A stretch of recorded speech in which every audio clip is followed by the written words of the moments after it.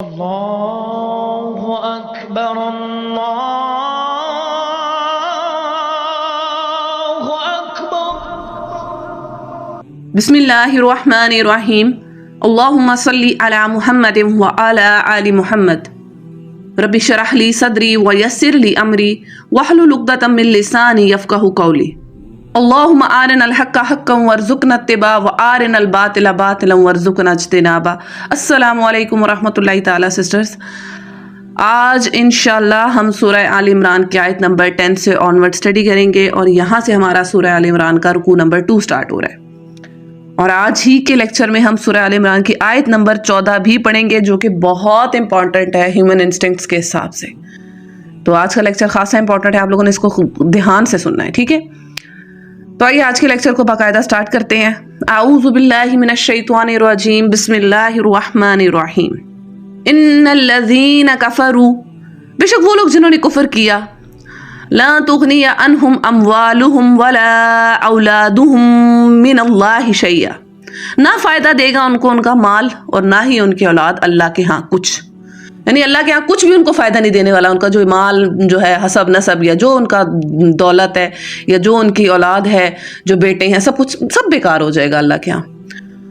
وَأُولَئِكَ هُمْ وَقُودُ النَّارِ، اور وہی لوگ ہیں جہنم کا ایندھن، انہی سے جہنم کی آگ کو جو ہے وہ سلگایا جائے گا۔ قَدْأَبِ آلِ فِرْعَوْنَ، اور جو حال ہوا فرعونیوں کا، وَالَّذِينَ مِن قَبْلِهِمْ، اور جو لوگ ان سے پہلے تھے، کذبوا بآیاتنا، جھٹلایا ہماری آیتوں کو، فاخذہم اللہ بذنوبہم، تو پکڑ لیا اللہ نے ان کو ان کے گناہوں پر، واللہ شدید العقاب، اور اللہ کا عذاب سخت ہے۔ یعنی اللہ بتا رہا ہے جیسے فرعونیوں کو ان کے مال نے، ان کی اولاد نے اللہ کے ہاں جو ہے وہ اللہ کے عذاب سے نہیں بچا سکے، اس طرح تم بھی نہیں بچ سکو گے۔ تمہیں بھی تمہارا جو یہ سب کچھ ہے، یہ دنیاوی جو اسباب ہیں، یہ کوئی فائدہ نہیں دیں گے، اور جب اللہ کا عذاب آئے گا تو یہ کوئی چیز بھی تمہیں جو ہے نا اللہ کے عذاب سے جو ہے وہ اسکیپ نہیں دلوا سکے گی۔ قل للذین کفروا، کہہ دو کافروں کو، ستغلبون وتحشرون الی جہنم، کہ تم ضرور مغلوب کیے جاؤ گے اور تم ضرور ہانکے جاؤ گے جہنم کی طرف، وبئس المہاد، جو کہ بہت برا ٹھکانہ ہے۔ یعنی کافروں کو بتا دو کہ تم لوگ دنیا میں بھی مغلوب ہوگے، اور قیامت کے روز تمہارے ساتھ یہ ہوگا کہ تم لوگ جو ہے وہ جہنم کی طرف تمہیں جو ہے وہ سب کو جو ہے وہ ہانکا جائے گا۔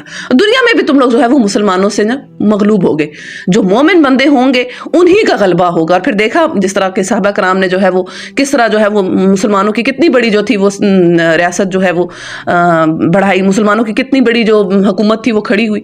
تو یہ ساری جو چیزیں ہیں اللہ جل شانہ بتا رہے ہیں کہ تم لوگ یہاں بھی تم لوگ جو ہے وہ مغلوب کر لیے جاؤ گے، اور قیامت کے روز تم سب کے سر یہ معاملہ ہوگا کہ تم سب کو جو ہے وہ جہنم کی طرف جو ہے وہ جانا پڑے گا۔ قد کان لکم آیۃ فی فئتین التقطا، ابھی گزر چکا ہے تمہارے سامنے ایک نمونہ دو فوجوں میں، یعنی غزوہ بدر کی طرف اشارہ ہے۔ فئتوں تقاتل فی سبیل اللہ، ایک فوج لڑتی ہے اللہ کی راہ میں، وَأُخْرَى کافرتوں، اور دوسری فوج کافروں کی ہے، وَأُخْرَى کافرتوں یرونہم مثلیہم رأی العین، دیکھتے ہیں یہ ان کو اپنے سے دو چند سری آنکھوں سے، یعنی کھلی آنکھوں سے یہ اپنے ایک دوسرے کو اپنے سے ڈبل دیکھتے ہیں۔ وَاللَّهُ يُؤَيِّدُ بِنَصْرِهِ مَن يَشَاءُ، اور اللہ زور دیتا ہے اپنی مدد کا جس کو چاہے۔ ان فی ذلک لعبرۃ لأولی الابصار، بے شک اس میں عبرت ہے دیکھنے والوں کے لیے۔ تو یہ غزوہ بدر کی طرف اشارہ ہے کہ دو گروہ تھے، ایک مسلمانوں کا گروہ تھا جو کہا جا رہا ہے نفیاتوں تقاتل فی سبیل اللہ، جو اللہ کی راہ میں لڑ رہے تھے، اور جو دوسرا تھا وہ کافروں کا گروہ تھا۔ اور جو آیت میں یہ آیا ہے یرونہم مثلیہم رأی العین، کہ وہ دیکھتے ہیں دوسروں کو اپنے سے دو چند، تو یہ دونوں کی طرف اشارہ ہو سکتا ہے کہ مسلمان جو ہے وہ کافروں کو اپنے سے ڈبل دیکھ رہے تھے، یا یہ بھی ہو سکتا ہے کہ کافر جو تھے وہ مسلمانوں کو اپنے سے ڈبل دیکھ رہے تھے، کہ اللہ نے ایسی کوئی ان کے اوپر جو ہے وہ ہیبت طاری کر دی تھی مسلمانوں کی کہ ان کو جو ہے مسلمان اپنے سے جو ہے دگنے نظر آ رہے تھے، جس طرح اللہ تعالیٰ نے فرشتوں کی مدد بھیجی مسلمانوں کے ساتھ۔ تو یہ بھی ہو سکتا ہے کہ معجزاتی کیفیت ہو، تو یہ دونوں صورتیں جو ہیں وہ اس میں جو ہے وہ پاسبل ہے۔ واللہ یؤید بنصرہ من یشاء، اور اللہ زور دیتا ہے جس کو چاہے اپنی مدد سے۔ ہوا یہ تھا کہ غزوہ بدر سے پہلے ابو جہل نے اللہ تعالیٰ سے دعا کی، اب یہ پوائنٹ ٹو بی نوٹڈ، یعنی اللہ کو وہ بھی مانتا تھا، غلطی کیا تھی کہ اللہ کے ساتھ شرک کرتا تھا, اللہ کے ساتھ اور شریک بھی اس نے ٹھہرائے ہوئے تھے, یعنی لات, منات, عزا, حبل اور یہ سب جو تھے ان کے دیوی دیوتا جو تھے ان سب کو مانتا. تو اللہ تعالیٰ سے دعا کرتا ہے کہ اے اللہ کہ جس نے ہمارے رحمی رشتوں کو کاٹا ہے اس کو ذلیل و خوار کر دے. یہ اس نے دعا کی اور بڑا کانفیڈنس سے کہہ رہا ہے. اب یہ ساری باتیں آپ جو ہے نا نوٹ کیجئے گا, بڑے کانفیڈنس سے وہ اللہ تعالیٰ سے کہہ رہے کہ, اور بڑا انہوں نے ان کو اپنی طاقت جو تھی اس پر اتنا ناز تھا کہ انہوں نے شروع سے ہی یہ پروپیگنڈا چلا دیا کہ غزوہ بدر کا جو دن ہوگا یہ یوم الفرقان ہوگا, یعنی فیصلے کا دن ہوگا, پتہ چل جائے گا کہ صحیح جماعت کون سی ہے, حق کی جماعت کون سی ہے, اللہ کس کے ساتھ ہے. اب اللہ سے وہ بھی دعا کر رہے ہیں اور صحیح معاہدانہ دعا ہے, اس میں کوئی شرکی الفاظ وہ نہیں یوز کر رہے, کہہ رہے ہیں کہ اے اللہ ہم جس نے رحمی رشتوں کو کاٹا ہے تو اس کو جو ہے وہ ذلیل و خوار کر. اور ادھر آپ صلی اللہ علیہ وآلہ وسلم نے بھی دعا کی تھی اللہ تعالیٰ سے, اور کہتے ہیں اتنی طویل دعا تھی, آپ صلی اللہ علیہ وآلہ وسلم نے اللہ تعالیٰ سے دعا کی تھی کہ یا اللہ یہ جو چند مٹھی بھر لوگ ہیں اگر ان کی تو نے مدد نہ کی تو پھر اس دنیا میں تیرا نام لینے والا کوئی نہیں ہوگا. اور پھر اللہ تعالیٰ نے واقعی اس دن کو جو کہ کفار نے کلیم کیا تھا کہ یوم الفرقان ہے, اللہ تعالیٰ نے اس کو یوم الفرقان بنایا. اللہ نے بتا دیا کہ واقعی یہ یوم الفرقان ہے, حق اور باطل میں فیصلہ کرنے والا دن ہے.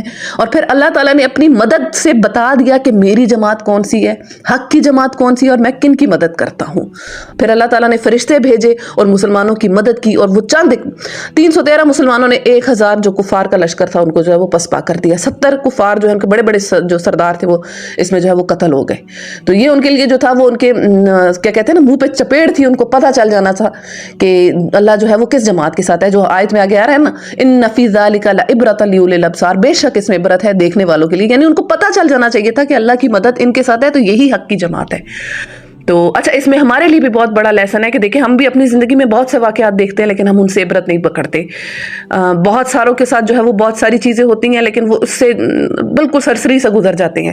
جیسے کہ کوئی پلین کریش دیکھے, کوئی روڈ ایکسیڈنٹ دیکھے, نہیں بس تھوڑی دیر کے لیے ڈرے, یا کسی کی میت پر گئے تھوڑی دیر کے لیے ڈرے, بس پھر اس کے بعد وہی دوبارہ ہماری روٹین سٹارٹ ہو جاتی ہے. تو یہی اللہ جل شانہ بتا رہا ہے کہ عبرت وہ پکڑے گا جو دیکھے گا. تو اللہ تعالیٰ سے دعا کریے اللہ ہمیں دیکھنے والی آنکھ عطا فرما. دیکھتا ہر کوئی ہے لیکن بصارت سے کوئی دیکھ پاتا ہے. اور دوسرا لیسن ہمارے پاس اس آیت سے یہ بھی ہے کہ دیکھیں اللہ تعالیٰ نے اپنے بندوں کی جب مدد کی, مسلمان آلموسٹ نہتے تھے اور کفار کا جو لشکر تھا وہ فلی اسلحہ ان کے پاس تھا, سب کچھ تلواریں سب کچھ تھے, گھوڑے تھے, ساری چیزیں ان کے پاس تھیں, ہر چیز سے جو تھے وہ فلی جو تھے وہ لوڈڈ تھے. لیکن مسلمان ادھر جو تھے ان کے پاس تقریباً کہنے کو کچھ بھی نہیں تھا. لیکن اللہ تعالیٰ نے جب مدد کی تو اللہ تعالیٰ نے ان 313 سے جو ہے وہ 1000 کے لشکر کو جو ہے وہ پسپا کروا دیا. تو دیکھیں جب بھی اللہ تعالیٰ سے دعا کرے تو یہ یاد رکھیں کہ اللہ نے اگر بدر والوں کی مدد کی ہے تو اللہ ہماری بھی مدد فرمائے گا. اس کو بے شک مدد کرنے کے لیے جب وہ مدد کرنے پہ آتا ہے تو اس کو اسباب کی بھی ضرورت نہیں پڑتی, اور بڑے سے بڑی مشکل سے وہ اپنے مومن بندے کو نکال دیتا ہے. تو یقین ہمارے اندر ہونا کیا چاہیے, ایمان ہونا چاہیے, یقین ہونا چاہیے اور ہمارا عمل ہونا چاہیے. یہ 3 ایلیمنٹس جب ہمارے اندر ہوئے تو بے شک اللہ اپنے بندے کی مدد فرماتا ہے, اور انسان جیسا اپنے رب سے گمان کرتا ہے اللہ ویسا ہی اس کے ساتھ معاملہ فرماتا ہے. زُيِّنَ لِلنَّاسِ حُبُّ الشَّهَوَاتِ, مزین کر دی گئی ہے لوگوں کے لیے مرغوبات نفس, من النساء, عورتوں سے, والبنین, اور بیٹوں سے, والقناطیر المقنطرۃ, اور ڈھیر, من الذهب والفضۃ, سونے اور چاندی کے, یعنی سونے اور چاندی کے ڈھیر جو ہے وہ بھی لوگوں کے لیے جو ہے وہ مرغوبات جو ہے وہ اس میں شامل ہیں. والخیل المسومۃ, اور نشان لگے ہوئے گھوڑے, والانعام, اور چوپائے, والحرث, اور کھیتی. ذالک متاع الحیات الدنیا, یہ سب جو ہے وہ دنیا کا سامان ہے. واللہ عندہ حسن المآب, اور اللہ کے پاس بہترین ٹھکانہ ہے. اس آیت میں 6 چیزیں گنوائی گئی ہیں جو کہ بیسک ہیومن انسٹنکٹس کے اندر جو ہے وہ شامل ہیں.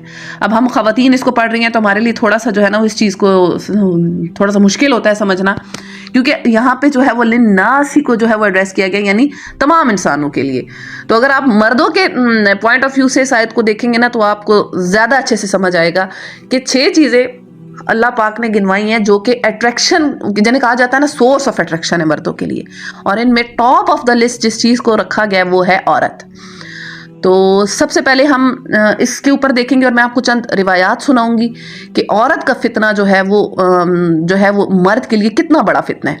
تو اس پر آپ صلی اللہ علیہ وآلہ وسلم کا ارشاد پاک ہے, ابو سعید خدری رضی اللہ عنہ سے روایت ہے صحیح مسلم کی یہ روایت ہے 6948 کہ بلا شبہ دنیا بہت میٹھی اور ہری بھری ہے اور اللہ اس میں تمہیں تم سے پہلے والوں کا جانشین بنانے والا ہے، پھر وہ دیکھے گا کہ تم کیسے عمل کرتے ہو۔ اب آگے سے حدیث کے الفاظ بہت غور سے سنیے گا۔ لہٰذا تم دنیا میں کھو جانے سے بچتے رہنا اور عورتوں کے فتنے سے بچ کر رہنا، اس لیے کہ بنی اسرائیل میں سب سے پہلا فتنہ عورتوں کے معاملے میں تھا۔ بنی اسرائیل، دا چوزن پیپل، اللہ کے جو چنیدہ بندے تھے، ان میں سب سے پہلا فتنہ کن کی وجہ سے پڑا؟ عورت کی وجہ سے پڑا۔ ٹھیک ہے، اسی طرح آپ صلی اللہ علیہ وآلہ وسلم کا ارشاد پاک ہے کہ میں نے اپنے بعد کوئی ایسا فتنہ نہیں چھوڑا جو مردوں کے لیے عورتوں سے بڑھ کر نقصان دہ ہو۔ یعنی آپ صلی اللہ علیہ وسلم بتا رہے ہیں کہ مردوں کے لیے میری امت کے سب سے بڑا فتنہ جو ہے وہ عورت کا فتنہ ہے، اور یہ صحیح مسلم کی روایت ہے 6946 نمبر پہ۔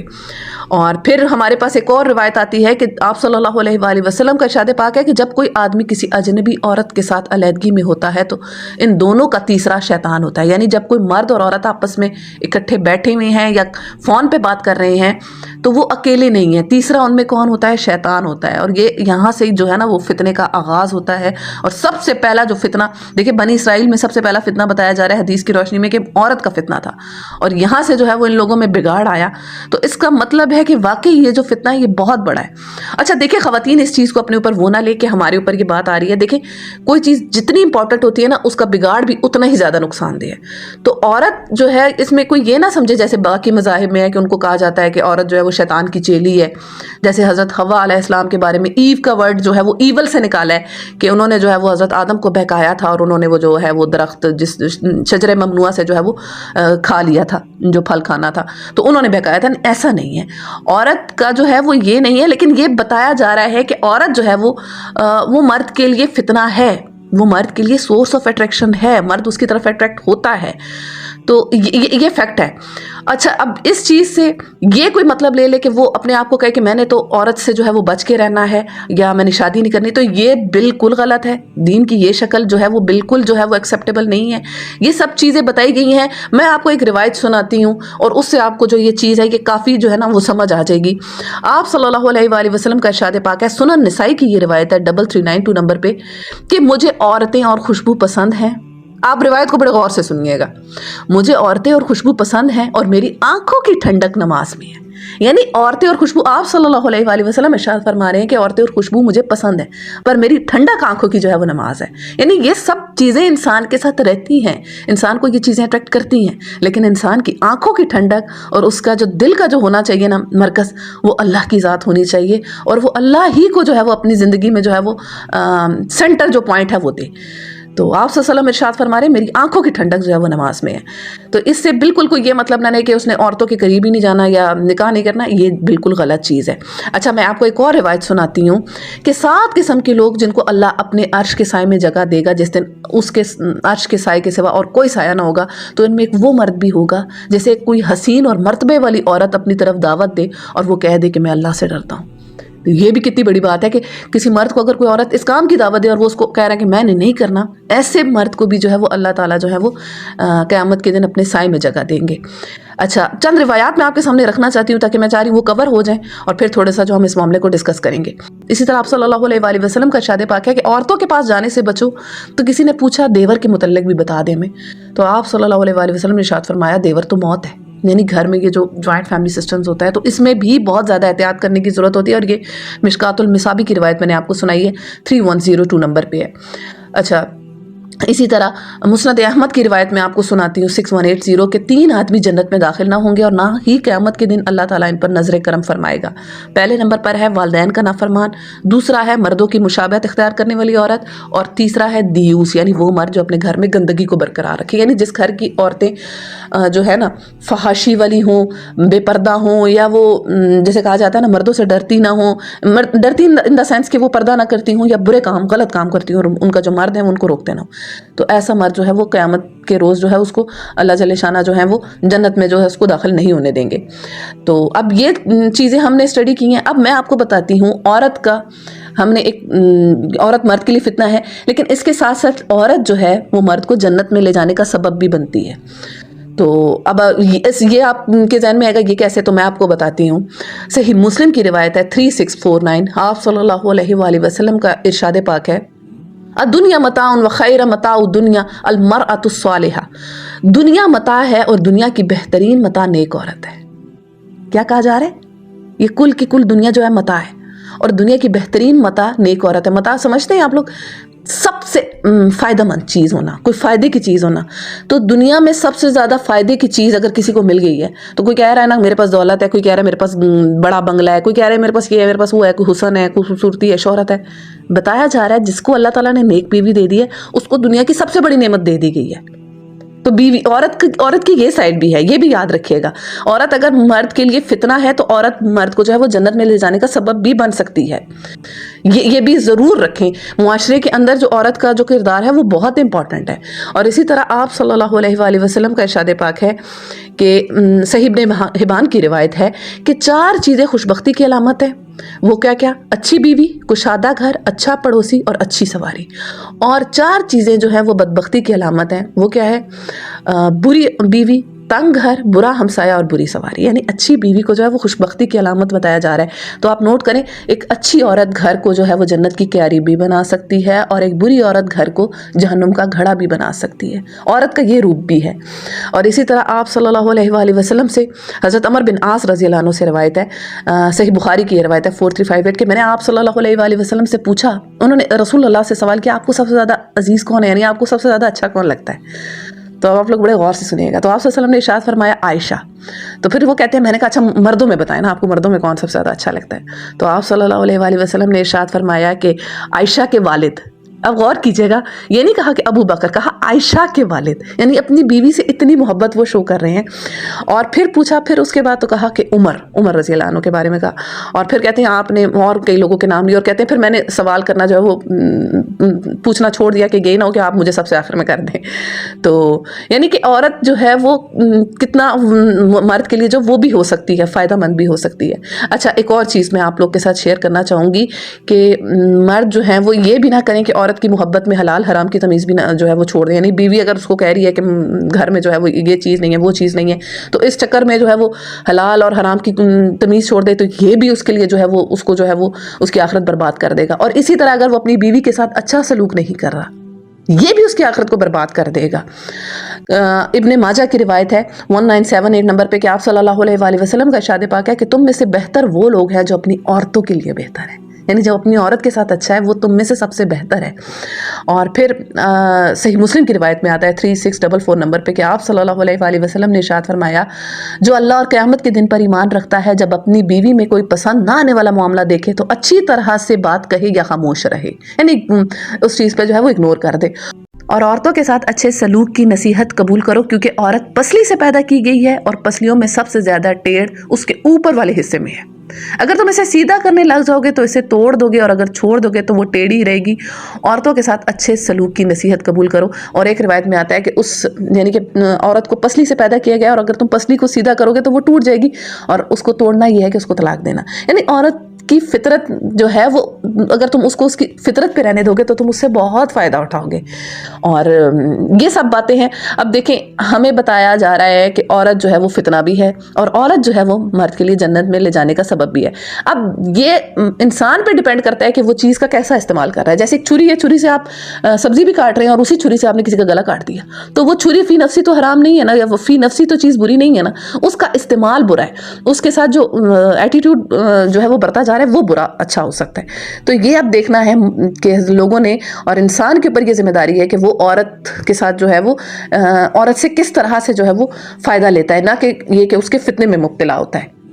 اچھا جی، اب اگلی چیز جو آ رہی ہے وہ آ رہی ہے والبنین، اور بیٹے اولاد. آپ دیکھ لیں بیٹوں کے پیچھے لوگ کتنا وہ کر رہے ہوتے ہیں کہ ہائے اللہ مجھے بیٹا عطا کر دے. بیٹی ہوتی ہے تو کلونس چھا جاتا ہے اور بیٹا ہو تو لوگ خوشی سے پاگل ہو رہے ہوتے ہیں. تو سورہ تغابن کے آیت نمبر 15 میں آتا ہے انما اموالکم واولادکم فتنہ، بے شک تمہارا مال اور تمہاری اولاد تمہارے لیے بہت بڑا فتنہ ہے. اور اگر ہم اسی طرح دیکھیں کہ اگر اولاد نیک ہو، کسی کے نیک بیٹے ہوں تو وہ اس کے لیے کتنا بڑا اجر و ثواب ہوں گے. تو وہ سنیں ذرا، ابن ماجہ کی روایت ہے 3660 میں کہ جنت میں آدمی کا درجہ بلند کیا جاتا ہے اور وہ کہتا ہے کہ یہ کس وجہ سے ہوا، تو اسے بتایا جاتا ہے کہ تیری اولاد تیرے لیے دعائیں مغفرت کر رہی ہے تو اس وجہ سے تیرا جو ہے وہ درجہ بڑھا دیا گیا. یعنی اولاد ہی فتنہ ہے. فتنہ بھی بن سکتی ہے انسان کے لیے کہ اگر وہ اس اولاد کی محبت میں جو ہے وہ حلال حرام کی تمیز نہیں کر رہا، ہر چیز اس کے سامنے رکھے جا رہا ہے، لوگوں کا حق مار کے، لوگوں کے منہ سے جو نوالے چھین کے اپنی اولاد کے سامنے رکھ رہا ہے، اپنے بیٹوں کو دے رہا ہے، یا اپنی بیٹیوں کو جو ہے ان کا جو ہے وہ حصہ بھی اپنے بیٹوں کو نام کر دیا ہے، جیسے لوگ کر دیتے ہیں زمین وغیرہ جو ہوتی ہیں، جائیداد وغیرہ میں جو ہوتا ہے وہ کر دیتے ہیں، تو وہ اس کے لیے جو ہے وہ اس کی آخرت برباد کر رہا ہے۔ اور اگر اسی طرح اس نے اپنی اولاد کی اچھی تربیت کی ہے، اپنے بیٹوں کو اچھے سے اس نے جو ہے وہ ان کو سمجھایا ہے، اپنی پوری اولاد کو جو ہے وہ اچھے طرح سے اس نے جو ان کی پرورش کی ہے، دین کی سمجھ دی ہے، تو وہی اولاد جب اس کے لیے اس کے مرنے کے بعد مغفرت کی دعا کریں گی تو اس شخص کا جنت میں جب درجہ بڑھایا جائے گا، وہ پوچھے گا کس وجہ سے بڑھا گیا ہے، میرا درجہ کس وجہ سے بڑھا ہے، تو اسے بتایا جائے گا تمہاری اولاد تمہارے لیے مغفرت کی دعا کر رہی ہے، اس وجہ سے تمہارا درجہ بڑھا ہے۔ اور اسی طرح ترمذی کی روایت ہے 1376 نمبر پہ کہ جب آدمی مر جاتا ہے تو اس کا عمل کا سلسلہ بند ہو جاتا ہے، یعنی اعمال نامہ کلوز، اب کوئی اس کو نہیں پہنچے گا۔ تین چیزیں جو ہے نا ان کا جو ہے نا وہ اس کے پیچھے ہوتی ہیں۔ ایک ہے صدقہ جاریہ، یعنی اس نے کوئی صدقہ جاریہ، کوئی پانی کا کنواں کھدوا دیا تھا، یا کوئی درخت لگا دیا تھا، یا کوئی ایسا کام کر دیا تھا جس سے جو ہے وہ نیکی جو ہے وہ کنٹینیو رہی۔ دوسرا ایسا علم جس سے لوگ فائدہ اٹھائیں، یعنی اس نے کوئی اچھی کسی کو علم کی بات بتائی تھی اور اس علم کی بات سے لوگوں کو فائدہ پہنچ رہا ہے۔ اور پھر تیسرا ہے نیک اور صالح اولاد جو اس کے لیے دعا کرے، یعنی ایسی اولاد پیچھے چھوڑ کے گئے جو اس کے لیے دعا کر رہی ہے۔ تو اولاد جو ہے یہی بیٹے جو ہیں وہ اس کے لیے آخرت کو جو ہے وہ سنوارنے کا بھی سبب بن سکتے ہیں، اور یہی اولاد اس کی آخرت بگاڑنے کا بھی سبب بن سکتا ہے۔ تو یہ اب انسان پر ہے کہ وہ ان سب چیزوں کا اللہ کی شکر گزاری میں ان کو جو ہے وہ ان سے کام لے رہا ہے، یا اللہ تعالیٰ کی ناشکری میں جو ہے وہ ان کو جو ہے وہ صرف کر رہا ہے۔ پھر آتا ہے ہمارے پاس اگلی جو چیز آ رہی ہے والقناطیر المقنطرۃ من الذھب والفضۃ، یعنی سونے اور چاندی کے ڈھیر۔ تو آج کل کے دور میں، آج کل کی ڈیٹ میں آپ رکھ لیں، کسی کے پاس سونا ہے یا کسی کے پاس مال ہے تو وہ بھی اس کے لیے بہت بڑا فتنہ ہے۔ تو اس پر مشکات المصابیح کی روایت آتی ہے 5181 کہ آپ صلی اللہ علیہ وآلہ وسلم کا ارشاد پاک ہے کہ 2 بھوکے بیڑیے جنہیں بکریوں کے ریور میں چھوڑا جائے وہ اتنا نقصان دہ نہیں ہے جتنا آدمی کے مال و جاہ کی حرص اس کے دین کے لیے نقصان دہ ہے۔ کیا کہا جا رہا ہے؟ بھوکے بیڑیے کسی ریوڑ میں گھس جائیں، وہ کیا بچے چھوڑیں گے ادھر، وہ بکریوں کا کیا حال کریں گے؟ اسی طرح وہ اتنا نقصان نہیں کر رہے، حدیث کے الفاظ ہیں، وہ اتنا نقصان نہیں کریں گے جتنا مال اور جاہ کی حرص انسان کے دین کو نقصان پہنچاتی ہے۔ یعنی جو بندہ اپنے مال سے محبت کرتا ہے، ہر وقت اپنے مال کو بچا کے رکھتا ہے، اللہ کی راہ میں خرچ نہیں کرتا، تو وہ انسان ہلاک ہو جاتا ہے۔ سورہ بقرہ میں ہے وَلَا تُلْقُوا بِأَيْدِكُمْ إِلَى التَّهْلُكَةِ، اور اپنے ہاتھوں خود کو ہلاکت میں نہ ڈالو۔ یعنی جو شخص اپنا مال اللہ کی راہ میں خرچ نہیں کرتا تو وہ ایسا ہے کہ وہ خودکشی کرتا ہے۔ تو یہی مال اگر آپ اللہ کی راہ میں لگائیں گے تو آپ کے لیے کتنا بڑا اجر ہے، اور اسی کو سمیٹ کے رکھیں گے تو یہ آپ کے لیے جو ہے وہ اس کی زکوٰۃ نہیں دیں گے تو یہ آپ کے لیے وہ گنجے سانپ کی شکل اختیار کرے گا، اور پھر اس سے جو ہے وہ انسان کو جو ہے وہ عذاب دیا جائے گا۔ روایات میں آتا ہے کہ اس کا جو مال ہوگا وہ اس گنجے سانپ کی شکل اختیار کرے گا، اور اس سے وہ سانپ اس کو ڈسے گا اور اس کو کہے گا کہ میں ہوں تیرا مال، میں ہوں جس کو تو سمیٹ کے رکھتا تھا۔ اللہ اکبر۔ اسی طرح صحیح بخاری کی روایت 4042 نمبر پہ ہے کہ آپ صلی اللہ علیہ وآلہ وسلم نے ارشاد فرمایا کہ مجھے تمہارے بارے میں اس کا کوئی خطرہ نہیں کہ تم شرک کرنے لگو گے، ہاں میں تمہارے بارے میں دنیا سے ڈرتا ہوں کہ تم دنیا کے اندر دنیا کے لیے آپس میں مقابلہ کرنے لگو گے۔ یعنی تم لوگ آپس میں، مجھے یہ ڈر نہیں ہے اب تم لوگوں کے اپنے پیچھے کہ تم لوگ شرک کرو گے، مجھے یہ ڈر ہے کہ تم لوگ ایک دوسرے کے ساتھ دنیاوی لحاظ سے مقابلے کرو گے، مال بنانے میں، کوٹھیاں بنانے میں، بنگلے بنانے میں، بڑے بڑے خزانے اکٹھے کرنے میں تم لوگ اس چکروں میں لگ جاؤ گے۔ مجھے اس چیز کا جو ہے نا تم لوگ کے بارے میں سب سے زیادہ ڈر ہے۔ تو یہی مال اگر انسان اللہ کی راہ میں خرچ کرتا ہے تو وہ اللہ کا مقرب ہے، اور یہی مال اگر انسان سمیٹ کے رکھتا ہے تو ہم نے سود والی آیات میں پڑھا ہے کہ وہ اللہ تعالیٰ کا کتنے اللہ تعالیٰ کے غضب کا جو ہے وہ شکار ہوتا ہے، اور کتنا انسان اللہ تعالیٰ کو وہ انسان ناپسند ہے جو اپنے مال میں بخل کرتا ہے، جس کی نفس میں بخل ہے، جس کی طبیعت میں بخل ہے۔ تو اب اگلی چیز ہے والخیل المسومۃ، اور نشان لگے ہوئے گھوڑے آج کل کی ڈیٹ میں ہم گاڑیاں کر لیں تو اس پر میں آپ کو روایت سناتی ہوں صحیح بخاری کی 2371 کہ گھوڑے 3 قسم کے ہیں، ایک باعث ثواب ہے، دوسرا بچاؤ ہے، اور تیسرا وبال ہے۔ باعث ثواب وہ گھوڑا ہے جو اللہ کی راہ میں ہو، دوسرا وہ گھوڑا ہے بچاؤ کے لیے، یعنی جو انسان اپنے ضروریات کے لیے جس کے اوپر جو ہے وہ استعمال کرتا ہے تو وہ اس کا پردہ رہ رہا ہے، یعنی اپنی ضروریات کے لیے اس کو یوز کرتا ہے۔ اور تیسرا وبال ہے، یعنی جو انسان فخر و تکبر کے لیے گھوڑا رکھے، اور اب اس گھوڑے کو جو ہے نا آپ اپنی گاڑیوں پر آپ رکھ لیں، یعنی کہ کسی انسان کے پاس آج کل کی ڈیٹ میں جو گاڑیاں ہیں اس نے گاڑی رکھی ہوئی ہے اس کام کے لیے کہ وہ اس سے جو ہے وہ وہ کوئی دین کا کام سیکھنے جا رہا ہے, اس سے کوئی دین کے کام پہ لگایا ہوا ہے, تو وہ گاڑی اس کے لیے باعث ثواب ہے. دوسری وہ گاڑی ہے جس سے وہ اپنے گھر کی ضروریات پوری کر رہا ہے, اپنا کوئی معاش ہے, کوئی کاروبار ہے, کوئی ایسا کام ہے جس سے وہ اپنا پیٹ پال رہا ہے, تو وہ اس کے لیے بچا ہوا ہے, ٹھیک ہے, وہ بھی اس میں کوئی وہ نہیں ہے. تیسری وہ گاڑی ہے جو فخر و تکبر کے لیے انسان نے رکھی ہے, جیسے آج کل لوگ کہتے ہیں نا کہ بھائی تمہارے پاس کون سی گاڑی ہے, کون سا ماڈل ہے. تو یہ آپ مردوں کی کبھی آپ ڈسکشن سنیں تو ان کی جب گاڑیوں اور اس طرح کی چیزوں پہ ڈسکشن ہوتی ہے تو پتہ چل رہا ہوتا ہے کہ ان کو کتنا اس چیز کا کریز ہے, تو کتنے وہ اس چیز کو لے کے خوش ہوتے ہیں. تو ایسی جو گاڑی ہو جس پہ انسان فخر و تکبر کے لیے رکھے, تو یہ ایسی گاڑی جو ہے انسان کے لیے باعث وبال ہے. تو یہ بھی آپ دیکھ لیں, ایک ہی چیز ہے, گاڑی ہے, اگر اس کو اللہ کی راہ میں لگایا تو ثواب کا سبب ہے, اور اسی سے اگر آپ نے فخر اور تکبر کیا تو وہ آپ کے لیے باعث وبال بن گئی ہے, وہ آپ کے لیے باعث عذاب بن گئی ہے. اور پھر آتا ہے ہمارے پاس والانعامی, اور چوپائی یعنی کہ جو لوگوں نے اپنے گھر میں مویشی رکھے ہوتے ہیں, جن سے دودھ لیتے ہیں, گوشت لیتے ہیں, یا اپنی اور کوئی کام لیتے ہوں, تو ان سب کی بھی اگر جو بندہ ان سب کی زکوٰۃ نہیں دے گا تو اس کے متعلق آتا ہے روایات میں کہ اس کی جو بھیڑ بکریاں ہوں گی نا قیامت کے روز, اس شخص کو لٹا دیا جائے گا, اور وہ اس کے اوپر اس کو سینگ مارتے ہوئے اور اس کو کھر مارتے ہوئے جو ہے وہ گزریں گی, اور اس کے اوپر سے گزریں گی, اور جب پہلی گزر چکی ہوگی تو جو آخری والی ہے وہ دوبارہ سے سٹارٹ ہو جائے گی گزرنا. یعنی تھرو آؤٹ اس کے ساتھ یہی معاملہ ہوتا رہے گا کہ اس کا جو جانور ہوں گے, جن مویشیوں کی اس نے زکوٰۃ نہیں نکالی ہوگی, وہ اس کے اوپر سے اس کو رونتے ہوئے, اس کو کھر مارتے ہوئے گزریں گے, اور گزرتے ہی رہیں گے. یہی عذاب اس پر جو ہے مسلط ہوا رہے گا.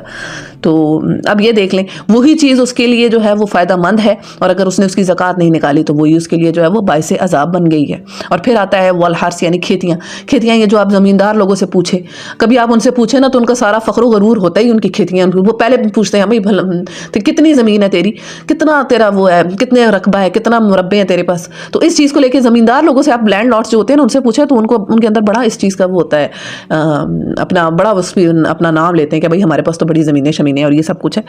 تو یہ سارا کچھ ہے. اگر ہم ان سب چیزوں کو اللہ کی راہ میں لگا دیں اور ان کا صحیح استعمال کریں تو یہ سب چیزیں ہمارے لیے جو ہے وہ باعث ثواب ہیں, اور ہماری آخرت جو ہے وہ سنوارنے کا سبب ہے. اور اگر انہی سب چیزوں کو ہم ان کا غلط استعمال کریں, یعنی کہ ان میں ہم حد سے گزر جائیں, صحیح ان کو جو ہے وہ یوز نہ کریں, تو یہی سب چیزیں جو ہیں وہ انسان کو جو ہے وہ ہلاکت میں ڈلوا دیتی ہیں. میں آپ کو ترمذی کی روایت سناتی ہوں 2560 کہ اللہ تعالیٰ نے جب جنت کو پیدا کیا, ٹھیک ہے, تو اس کو جو ہے وہ حضرت جبرائیل علیہ السلام کو جو ہے وہ حکم دیا کہ جاؤ اس کا جو ہے وہ پھیرا لگا کر آؤ. تو حضرت جبرائیل علیہ السلام جب جنت کا پھیرا لگا کر آئے تو کہا کہ تیری ذات کی قسم جو بھی اس کے بارے میں سن لے گا تو وہ اس میں ضرور داخل ہوگا, یعنی اتنی اچھی جگہ یہاں کون نہیں آئے گا. اور پھر جب اللہ تعالیٰ نے جنت کو ناگواریوں سے ڈھانپا, یعنی مشکلات سے ڈھانپا, قربانیوں سے ڈھانپا, مصائب سے ڈھانپا, گناہوں سے بچنے سے ڈھانپا, صبر, یہ سب چیزیں جب اس کے اوپر کور کی, یعنی کہ اس کی کورنگ, جب ظاہر سی بات ہے جو انسان نیکیاں کرے گا, گناہوں سے بچے گا, وہی جنت میں جائے گا. تو جب ان سب اللہ تعالیٰ نے جنت کو ان ناگواریوں سے ڈھانپا اور پھر حضرت جبرائیل علیہ السلام کو کہا کہ جا کے ذرا دیکھ کر آؤ, تو پھر جب حضرت جبرائیل علیہ السلام آئے تو آپ نے فرمایا کہ مجھے اندیشہ ہے کہ اس میں کوئی داخل نہیں ہوگا, یعنی اتنی مشکل ہے, اس کا راستہ تو اتنا مشکل ہے, اندر تو اتنی خوبصورت ہے, اس کا راستہ بہت مشکل ہے, اس میں تو کوئی نہیں آ پائے گا. اور پھر اللہ تعالیٰ نے جہنم کو پیدا کیا اور حضرت جبرائیل علیہ السلام کو حکم دیا کہ جاؤ جا کر اس کا پھیرا لگا کر آؤ. تو حضرت جبرائیل علیہ السلام آئے اور آ کر کہتے ہیں کہ تیری عزت کی قسم جو بھی اس کے بارے میں سنے گا وہ اس میں داخل نہیں ہوگا. اور پھر اللہ تعالیٰ نے جہنم کو خوشگوار چیزوں سے, مرغوبات نفس سے جو ہے وہ کور کیا. ہر قسم کی خوبصورت اور اٹریکٹیو چیز جو ہے وہ جہنم کے باہر, جیسے کہتے ہیں نا گھات لگانے کے لیے, وہ لگا دی. اور پھر حضرت جبرائیل علیہ السلام کو حکم دیا کہ جاؤ ذرا اب لگا کر آؤ چکر. تو اب جب حضرت جبرائیل علیہ السلام گئے تو جا کر تو واپس آئے تو عرض کی کہ تیری ذات کی قسم مجھے ڈر ہے کہ کوئی اس سے نجات نہیں پا سکے گا بلکہ اس میں داخل ہوگا. یعنی اتنی اٹریکٹیو ہے اس کی آؤٹر کورنگ, اس کا راستہ اتنا اٹریکٹیو ہے کہ مشکل یہ ہے کہ کوئی اس سے بچ پائے. تو یہی ہمارے سمجھنے کی چیز ہے کہ جنت جو ہے وہ ناگواریوں سے ڈھانپی ہوئی ہے, ایک روایت میں آتا ہے, اور جہنم جو ہے وہ مشکلات سے ڈھانپی ہوئی ہے. یہ اب ہمیں دیکھنا ہے کہ ہمیں کون سا راستہ لینا ہے, آسان راستہ لینا ہے یا مشکل راستہ لینا ہے. دیکھیں اگر اب بھی ہم دنیا میں اپنے نفس کے اوپر جو ہے وہ سیکریفائس کر لیں اور تھوڑا سا جو ہے وہ اس چیز کے اوپر جو اپنے آپ کو کنٹرول کر لیں, تو دیکھیں آگے ہمیں اس کا کتنا بڑا رزلٹ مل رہا ہے. اور اگر اب بھی ہم اپنے آپ کو جو ہے وہ ان کنٹرول چھوڑ رہے ہیں, جو ہو رہا ہے وہ کہتے ہیں ہونے دو, بس کھا لو پی لو, ہر چیز کو انجوائے کرنا ہے, دنیا ایک بار ملی ہے, جیسے لوگوں کا ہوتا ہے کہ زندگی ایک بار ملے گی, زندگی ایک بار ہے آپ کے پاس, تو یقین مانے زندگی روز ملتی ہے, موت نے ایک بار آنا ہے اور پھر لگ پتا جانا ہے. یہ سارے جو ہے نا, یہ سارے ڈھکوسلے ادھر ہی رہ جانے ہیں, جیسے چاہو جیو, یا اس طرح کی جو باتیں ہیں. نہیں, جینا ویسے ہے جیسے ہمارے رب نے ہمیں بتایا ہے. کیونکہ اگر دیکھیں ہم آخرت چاہتے ہیں نا کہ ہمیں اچھی اپنی مرضی کی ملے, تو دنیا اپنے رب کی مرضی کی گزارے. یہ سمجھ لیں, اس پوائنٹ کو لکھ لیں کہ اگر آخرت آپ کو آپ کی مرضی کی چاہیے نا, تو دنیا اپنے رب کی مرضی کی گزاریں. اور اگر دنیا اپنی مرضی کی گزاریں گے نا, تو آخرت پھر اپنے رب کی مرضی کی ملے گی. پھر انسان کو جو ہے وہ یہ نہ کہے کہ یہ میرے ساتھ زیادتی کی ہو گئی اور رب نے جو ہے میرے ساتھ ظلم کر دیا. نہیں, پھر وہ اس چیز کو ایکسپیکٹ رکھے. تو یہاں پہ اپنے آپ کو جو ہے وہ کنٹرول کرے انسان. اور پھر دیکھیں آیت میں اللہ تعالیٰ بتا رہے ہیں ذالک متاع الحیات الدنیا, یہ دنیاوی فائدہ ہے, اور واللہ عندہ حسن المآب, اللہ کے پاس اس سے بہترین ٹھکانہ ہے. میں تمہیں اس سے اچھی چیزیں دے دوں گا. یہ تھوڑی چیزیں دیکھیں, آج ہم کھانا کھا رہے ہیں, فریج میں کوئی چیز پڑی ہوئی ہے, بندے کو ٹینشن ہوتی ہے آج ہے کل نہیں ہے. جنت میں آپ یقین مانے وہاں کی چیزیں جو ہیں وہ لازوال ہیں, وہاں کی نعمتیں ختم ہی نہیں ہونی. تو انسان وہاں کی تیاری کرے نا جہاں کی نعمتوں کو زوال ہی نہیں ہے. جس جگہ ادھر ہم رہ رہے ہیں, لوگ بتاتے ہیں کہ ہم بھائی گھروں کا کرایہ دینا ہے, اتنے پریشان ہیں. کتنے لوگوں سے میں نے یہ بات سنی ہے, وہ بتا رہے ہوتے ہیں کہ بھائی ہمیں اتنی ٹینشن ہے, ہمارے سر پہ جو چھت ہے ہمیں اس کا کرایہ دینا ہے. وہاں بغیر کرائے کے جو گھر ہوں گے, اور اتنا خوبصورت گھر کہ جس کو امیجن انسان نہیں کر سکتا. یہاں بیٹھے تو ہم جنت کی کوئی نعمت امیجن ہی نہیں کر سکتے. تو وہاں کی تیاری کرنی ہے ہمیں یہاں بیٹھ کر, اور اپنے نفس پر کنٹرول رکھنا ہے. اور یہ جو ساری چیزیں, یہ جتنی ہیومن انسٹنکٹس بتائی گئی ہیں, ان سب پر ہمیں کنٹرول کرنا ہے. ان سب چیزوں کو صحیح استعمال میں لانا ہے. ان ساری چیزوں کا جو ہے وہ صحیح جو ہے وہ یوز کرنا ہے. کیونکہ انسان قیامت کے روز ہاتھ ملے, اس سے بہتر ہے کہ ابھی انسان عقل کے ناخن جو ہے وہ لے لے. میں آپ صلی اللہ علیہ وآلہ وسلم کا فرمان سناتی ہوں کہ زمین اپنے خزانے سونے چاندی کے ستونوں کی شکل میں اگل دے گی. قیامت کے روز ایسا ہوگا. اور پھر ایک شخص آئے گا, قاتل آئے گا, اور آ کر کہے گا کہ کیا اس کی خاطر میں نے قتل کیا, اور وہ پھر اس میں سے کچھ بھی نہیں لے گا. اور اسی طرح قطع رحمی کرنے والا آئے گا اور آ کر کہے گا کہ کیا اس زمین کے ٹکڑے کی خاطر جو ہے وہ میں نے اپنے بھائی کے ساتھ جو ہے وہ قطع تعلقی کی, وہ بھی اس میں سے کچھ نہیں لے گا. یعنی اس روز انسان کہے گا مجھے ان میں سے کچھ بھی نہیں چاہیے, یہ سب چیزیں بیکار ہیں, یہ اب بھی ہمارے لیے صرف اور صرف سورس آف اٹریکشن ہے. اس ٹائم یہ ہمارے کسی کام کی نہیں ہوں گی. اور صرف اب بھی اگر ہم ان سب چیزوں کو جو ہے وہ صرف برتنے کی حد تک رکھیں, تو یہ ہمارے لیے جو ہے وہ فائدہ مند ہے. اور اگر ہم انہی میں کھو جائیں گے تو یہ ہمیں جو ہے وہ ہلاک کر ڈالیں گی. تو اس سے اگلی جو آیت ہے وہ اس سے ریلیٹڈ ہے, لیکن ہم انشاءاللہ اس آیت کو نیکسٹ لیکچر میں جو ہے وہ کور کریں گے. اور اسی کے ساتھ میں اپنا آج کا جو یہ لیکچر ہے اس کو اینڈ کرتی ہوں. اور اللہ تعالیٰ سے دعا ہے کہ جو کچھ ہم نے پڑھا, جو کچھ ہم نے سیکھا, اس پر ہمیں عمل کرنے کی توفیق عطا فرمائے. اپنی دعاؤں میں تمام امت مسلمہ کو یاد رکھیے گا. السلام علیکم ورحمۃ اللہ.